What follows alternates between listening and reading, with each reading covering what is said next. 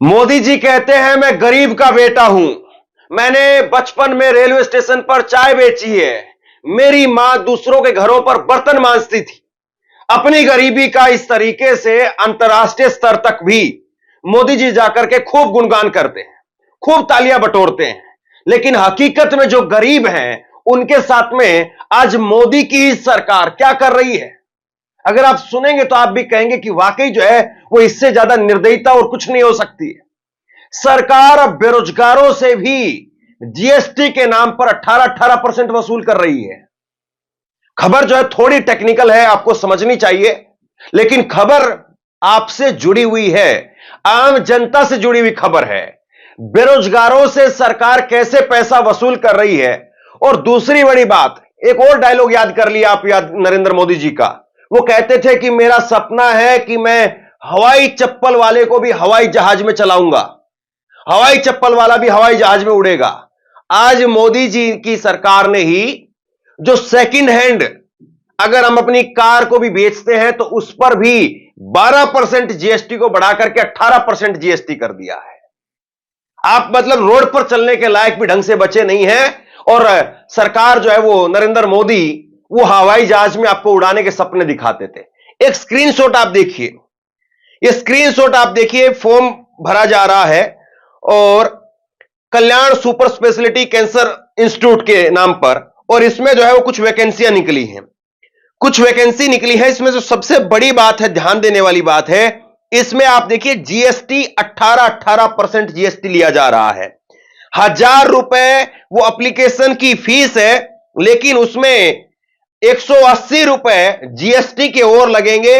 1180 रुपए जो है वो एप्लीकेशन के बेरोजगारों को देना पड़ेगा। अब जाहिर सी बात है, इन नौकरियों के लिए कोई अंबानी का बेटा, अडानी का बेटा या अमित शाह का बेटा तो आकर के फॉर्म भरने वाला नहीं है। इन नौकरियों के लिए तो आप जैसे हमारे जैसे गरीबों के जो बच्चे हैं वही फॉर्म भरेंगे, वही कहेंगे कि हाँ भाई ठीक है, मेरे बच्चे को कैसे न कैसे लगवा दो।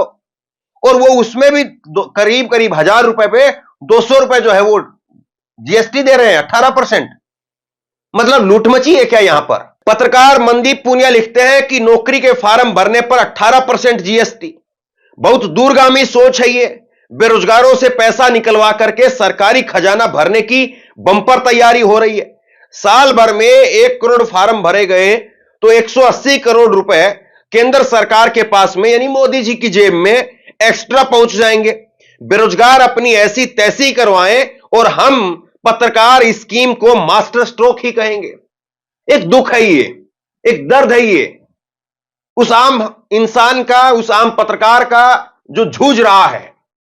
और ये दुख केवल एक आदमी का नहीं है, ये देश के करोड़ों लोगों का है। मैं भली भांति इस बात को कह सकता हूं, आप छोटे शहरों में जाइए, वहां पर जो फॉर्म बिकने वाली दुकानें होती हैं उन पर बात करिए, या जो ऑनलाइन फॉर्म भरते हैं उन पर बात करिए, उनकी दुकानों पर जाकर के। लड़के कई फॉर्म तो इस बात को लेकर के छोड़ देते हैं कि यार इसकी तो फीस ही 4,000 रुपए है, मैं नहीं भर पाऊंगा इस फार्म को। कई फार्म जो है वो लड़के उधारी में भरवाते हैं कि भाई ये फार्म भर दो, अगले महीने जो है वो बापू सरसों बेच करके जाएगा तो मैं आपको पैसा दे दूंगा, अगले महीने हमारी भैंस बिकेगी तो उसमें से मैं आपको पैसा दे दूंगा, ये फार्म अभी भर दो आप। इस तरह से भी गरीब आदमी, गांव देहात का आदमी, वो अपना जैसे तैसे करके कि भाई हरियाणा पुलिस की भर्ती आई है, यूपी पुलिस की भर्ती आई है। हालांकि आजकल बात तो ये होगी कि पुलिस की, फौज की जो गांव देहात की थी, और अग्निवीर पर भी सरकार पैसा ले रही है, आगे मैं आपको दिखाता हूं। तो ये भर्तियां पहली बात तो आनी बंद हो गई है। जो फौज की भर्ती थी उसको अग्निवीर की भर्ती बना दिया है, 4 साल की बना दिया है, 4 साल के बाद फिर माथापच्ची है। अब खबर अग्निवीर की आप देखिए, अग्निवीर की खबर देखिए, और कितनी हैरान करने वाली बात है कि यह सरकार कैसे पैसा ले रही है। आवेदन शुल्क 550 रुपए प्लस जीएसटी है। ज्वाइन इंडियन एयरफोर्स अग्निवीर 2025 युवाओं के लिए भारतीय वायुसेना में शामिल होने का शानदार मौका है। ये अभी की खबर है, आज तक की खबर है, आप गूगल पर जाकर के चेक कर लीजिए। 550 रुपए जीएसटी आपको जो है वो उस पर 550 रुपए, और उसके साथ में प्लस जीएसटी उसका और है। ये एयरफोर्स के अग्निवीर बनने के लिए आपको पैसा देना है, यह स्थिति है यहां पर। आप बताइए क्या करेगा देश का युवा? और देश का युवा चलिए जैसे तैसे करके अगर उसने रोजगार पा भी लिया या उसको सरकारी नौकरी नहीं मिली तो वो काम धंधा करके कुछ या इधर उधर प्राइवेट फैक्ट्री कंपनी में जाकर के आलू टमाटर छील करके कुछ भी करके अगर उसने दो चार पैसे कमा लिए, कुछ साधन लेने की सोच रहा है, तब भी उसकी मर है। देखिए क्या कह रही है सरकार। सरकार कह रही है कि पुरानी गाड़ियों की बिक्री पर अब 18% जीएसटी देना होगा। पुरानी गाड़ियों पर अब 12 नहीं 18% जीएसटी देना होगा। अब निर्मला सीतारमण इसको लेकर के बाकायदा सफाई देने पर आ गई। इतनी बात तो छोड़ दीजिए, आप जो पॉपकॉर्न आप खाते हैं ना, पॉपकॉर्न जो फिल्म देखने के लिए परिवार के साथ में आदमी चला जाता है कि चलिए बच्चे जिद कर रहे हैं कि पापा फिल्म दिखाने ले चलो, या गर्लफ्रेंड जिद कर रही है कि आज तो आपको फिल्म दिखानी पड़ेगी, पत्नी जिद कर रही है कि जी फिल्म दिखानी पड़ेगी, या पति जिद कर रहा है कि जी आज तो आपको फिल्म दिखानी पड़ेगी, आपकी तो प्रमोशन हुआ है। तो उसमें जो आप पॉपकॉर्न खाएंगे तो पॉपकॉर्न पर 5% नहीं 18% जीएसटी लगेगा। मतलब पॉपकॉर्न ना हो गया कोई सोने का जेवर हो गया। कमाल की बात है भाई कि ये सरकार किस तरीके से काम कर रही है। पॉपकॉर्न पर तो लंबी सफाई दी है निर्मला सीतारमण ने, वो मैं आपको आगे बताता हूं, लेकिन पहले जरा कार के ऊपर वो क्या कह रही है एक बार जरा सुन लीजिए। But when the discussions happened, it is on that margin, the margin value between purchased price and resale price. 12 lakh में खरीदा, 9 लाख में बेच रहे हैं सेकेंड हैंड यूज्ड व्हीकल के नाम पर। On the margin is only this 18% is being put, as would be for any used car. So it is on the margin, not on the entire amount at which the car is being sold. मतलब सरकार ये कहती है कि GST का मतलब हमारे लिए है गुड एंड सिंपल टैक्स। ये क्या होता है गुड एंड सिंपल टैक्स? ये होता है गुड एंड सिंपल टैक्स कि आदमी ने 12 लाख रुपए की कार ली, उसको 9 लाख रुपए में अगर आज बेच रहा है और कायदे से 12 लाख रुपए की कार लेता है तो वो चलने के बाद आधी कीमत में ही जाती है, 6-7 लाख रुपए में, 8 लाख रुपए में जाती है, 9 लाख की भी कहां जाती है। मतलब 3-4 लाख रुपए तो उसका पहले से नुकसान हो गया और उस पर अब 12% की बजाय 18% जीएसटी दो। ये बताइए क्या है ये? इसको सरकार कैसे जस्टिफाई करेगी? और वो मोदी साहब, वो कहां है वो मोदी साहब जो कहते थे मैं तो बर्तन मांज करके आया हूं, गरीब मां का बेटा हूं, मेरी मां जो है वो बर्तन मांजती थी, मैं चाय बेचता था। अरे आप इतनी गरीबी से आए हैं निकल करके, अच्छी बात आप आज देश के प्रधानमंत्री बन गए हैं, वो बात अलग है कि आपने बेची नहीं बेची या कहानी बनाई, वो एक अलग विषय है, डिबेट है। लेकिन आप कम से कम ये तो बता दीजिए गरीब कहां जाएंगे? ये 18% आप जीएसटी ले रहे हैं। सुरेंद्र राजपूत कांग्रेस के प्रवक्ता वो लिखते हैं मोदी जी की भाजपा सरकार बेरोजगारों से नौकरी का फॉर्म भरने के नाम पर 18% जीएसटी लेने लगी है। पूरे देश में बेरोजगार और उनके मां बाप में खुशी की लहर दौड़ गई है। अब बेरोजगार भी देश की तरक्की के लिए टैक्स में योगदान करेंगे। देखिए कुछ लोग जो है वो अंधभक्त आकर के कहेंगे कि भाई चलो कम से कम कांग्रेस की सरकार थी तो कांग्रेस की सरकार में पैसा, नौकरी जो है पैसा दे दे करके मिलता था। किसी को जो है 6 लाख रुपए देना पड़ता था, किसी को 10 लाख रुपए देना पड़ता था, किसी को 15 लाख रुपए देना पड़ता था, तब जाकर के नौकरी मिलती थी। उस पर गला क्यों नहीं फाड़ रहे हो? ये अगर 18% 20% जीएसटी हो गई तो इससे क्या फर्क पड़ने वाला है? देखिए ये होता है कुतर्क करना, और एक कुतर्क में जो है वो उलझना नहीं चाहिए। असली तर्क ये है कि नौकरी आज है कहां पर, पहले की संख्या में नौकरी है या नहीं है। दूसरी बात यह है कि क्या पहले की संख्या में आज पेपर लीक ज्यादा हो रहे हैं या कम हो रहे हैं, या पहले की संख्या में आज छात्र सड़कों पर ज्यादा उतर रहे हैं या कम उतर रहे हैं। और जब पेपर लीक होते हैं ना तो कोई पीले चावल समझ करके तो बांटता नहीं है कि लो भाई तुम भी ले लो, लो भाई तुम भी ले लो। जब पेपर लीक होते हैं तो इसका मतलब यह है कि पैसा दे लेकर के लीक होते हैं, और पहले से तो आज ज्यादा ही हो रहा है। अगर मान लीजिए पहले 5 लाख रुपए में जो पेपर हो रहा था जो 25 लाख में हो रहा है, पहले जो 25 लाख में हो रहा था जो 70-80 लाख रुपए में हो रहा है। तो अपनी बात जो है वो सरकार स्पष्ट करे जरा। ये सरकार जो कहना चाहती है 18% अगर जीएसटी है, अगर अग्निवीर पर भी जीएसटी, ये किस नाम की जीएसटी भाई? आपको इन गरीबों से भी लेना है? सरकार मतलब पहले पैसा कमाएंगे तब भी, फिर पैसा खर्च करेंगे तब भी, हर बार जीएसटी जीएसटी जीएसटी आदमी देता रहेगा। अब जरा सुनिए निर्मला सीतारमण क्या कह रही है। वो कह रही है, और बड़ा गजब का तर्क दिया उन्होंने, कि पॉपकॉर्न के नाम पर इतनी बहस क्यों हो रही है, पॉपकॉर्न जो है वो इतनी दिक्कत क्यों हो रही है। अगर पॉपकॉर्न आप सादा खाएंगे, नमकीन खाएंगे तो आपको 5% जीएसटी देना है। गौर से सुनिएगा उनकी बात को, उनके तर्क को, आपको समझ में आए तो। और वो कह रही कि अगर पॉपकॉर्न को शुगर कोटेड अगर आप कर देते हैं तो पॉपकॉर्न पर आपको 18% देना पड़ेगा।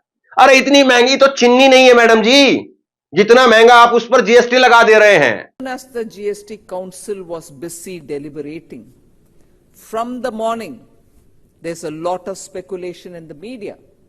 And as a result, there's a lot of speculation in the social media. अरे पॉपकॉर्न के ऊपर भी डाल रहे हैं टैक्स। मैं मीडिया से हाथ जोड़कर रिक्वेस्ट करती हूं, ये पूरे प्रेस मीट हम करते हैं हर जीएसटी काउंसिल के बाद, और टैक्स ऐसे विषय है जिसमें बहुत लेयर्स होता है। कोई आंख बंद करके टैक्स लगाते भी नहीं है और आंख बंद करके हटाते भी नहीं है। पूरे विषय समझने के बाद प्लीज आपके मीडिया में चलाइए। पॉपकॉर्न के ऊपर टैक्स, मैं इसका पूरे पृष्ठभूमि आपके सामने रखना चाहती हूं। Salted popcorn, caramelised popcorn, plain popcorn, ऐसे स्टेट्स हैं जहां नमकीन के नाम में पॉपकॉर्न सॉल्टेड भी सेल होता है कि नहीं? नमकीन है वो, मगर जब पॉपकॉर्न सॉल्टेड सिर्फ नहीं है, उसमें कैरामलाइज्ड पॉपकॉर्न भी मार्केट में आता है एडेड शुगर के साथ। एडेड शुगर के चीज हर एक में रेट एक है, नमकीन के ऊपर रेट कम है। सो कैरामलाइज्ड पॉपकॉर्न का ट्रीटमेंट के ऊपर सब लोग विस्तार से चर्चा की। When you talk outside it looks silly, अरे पॉपकॉर्न के ऊपर इतना चर्चा चाहिए क्या? मगर हर आइटम के ऊपर फिटमेंट कमेटी में स्टेट्स भागीदारी लेकर चर्चा करने के समय वो क्लियरली बोलते हैं एडेड शुगर वाले चीज को तो हम ट्रीटमेंट अलग ही देते हैं, चाहे वो ड्रिंक हो, कार्बोनेटेड ड्रिंक हो, जूस हो, जिसमें एडेड शुगर है। इसीलिए पॉपकॉर्न का ट्रीटमेंट में जब तक वो नमकीन है, सॉल्टेड है, मसाला एडेड है, चटपटा मसाला है, चिली पाउडर है, कुछ हो, सब 5%, am I right? 5%. But when it has added caramelized sugar, it is no longer नमकीन, इसीलिए उसका रेट अलग है। सो वो थोड़ा आपके प्रेस नोट में हम विस्तार से उसका एक्सप्लेनेशन दे रहे हैं। विषय को समझकर प्लीज जितने भी आपके मीडिया के द्वारा स्प्रेड करना है करिए। अब सीधा सा सवाल यह है कि सरकार को क्या वाकई लोगों की जेब पर डाका डालने के लिए नए नए बहाने चाहिए, नए नए तरीके चाहिए, और सरकार अब इसी तरीके से लोगों की जेब पर डाका डालेगी, इसी तरीके से सरकार चलेगी? बड़ा सवाल यह है।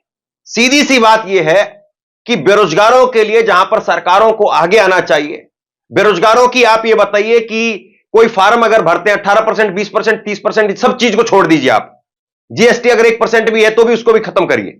लेकिन एक बात बताइए आप, अगर कोई जीए फार्म भरता है और फार्म भरने के बाद पेपर लीक हो जाता है तो उसकी तो फीस फिर दोबारा से भरनी पड़ती है उसको, आप उस चीज पर भी नहीं आ पाए। तो कायदे से ऐसी खबर पर, ऐसी चीज पर बात होनी चाहिए, ताकि अगर इसमें कोई झोल है, इसमें कोई और सरकार की तरफ से फायदा राहत दी जा सकती है तो सरकार उस पर देना भाई। और पत्रकारों का काम यही है, ढोल बजाना, ताली बजाना, वो काम थोड़ी ना है। मोदी जी वहां जाकर के, कुवैत में जाकर के कुछ और कहेंगे, यहां आकर के कुछ और कहेंगे। बहरहाल आप बताइए कि आपको लगता है कि वाकई जो है ये एक ऐसी खबर है जिस पर बात होनी चाहिए, चर्चा होनी चाहिए, या आपको लगता है कि नहीं नहीं नहीं, ये गरीब के मुद्दे कोई जरूरी नहीं है? बताओ, मोदी जी ने आज जो है वो कहां के, कौन कौन से देश के राष्ट्रपति से सम्मान लिया, कौन कौन सी दुनिया ने जो उनको बड़े बड़े सम्मानों से नवाजा, आपके लिए ये खबर जरूरी है? कौन सी खबर आपके लिए जरूरी है? शेयर कीजिए इस खबर को, लोगों तक पहुंचाइए, और इसी तरह की तमाम खबरों के लिए ऑनलाइन न्यूज इंडिया को सब्सक्राइब कीजिए। आपका बहुत बहुत धन्यवाद।